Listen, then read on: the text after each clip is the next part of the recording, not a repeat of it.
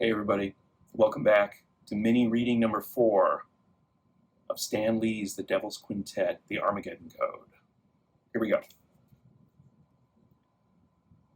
The cold wind and sheep shit stench greet Spur as he hops off the ledge and lands on a dusty shelf of rock. He secures his infrareds, switching them on, waiting for the green-tinted world to materialize in front of him. A second later, he sees his team like chartreuse apparitions in front of him, waiting for the signal. Waiting, and he gives it to him.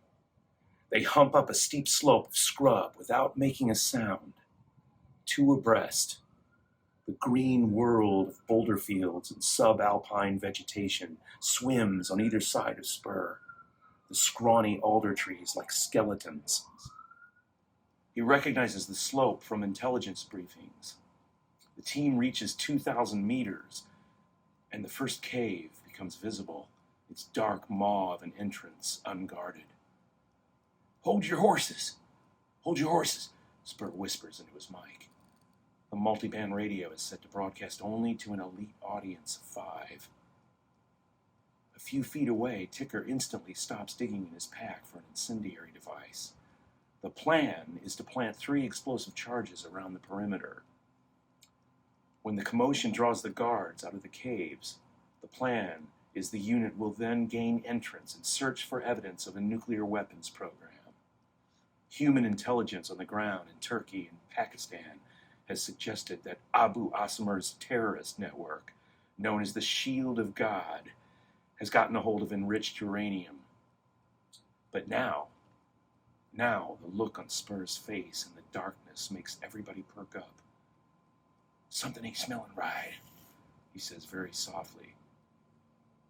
"Chief, at the risk of being a nudge," Hack's voice crackles, "can you elaborate on that a bit?" The younger man crouches behind a boulder a few meters up trail. "Give me a second. Just a second. Keep an eyeball on the perimeter. I'll be right back." Spur creeps around a cluster of tangled alders, then scales a rocky buttress. He reaches the mouth of the cave and pauses with his back against the ledge of the opening. He raises his rifle, points the muzzle, quickly moves in front of the entrance. His chest tightens with alarm as he scans the shadowy interior of the cave. He switches on a flashlight. Nothing but strapping tape, empty wrappers, and damp cardboard boxes litter the dirt floor that reaches at least a city block into the depths of the former copper mine. A few discarded blankets and cans of butane suggest it was once inhabited, but apparently that was a while ago. Spur lets out an agonizing breath. "Chief," Hack and Ticker stand in front of the cave, guns poised, ready positions.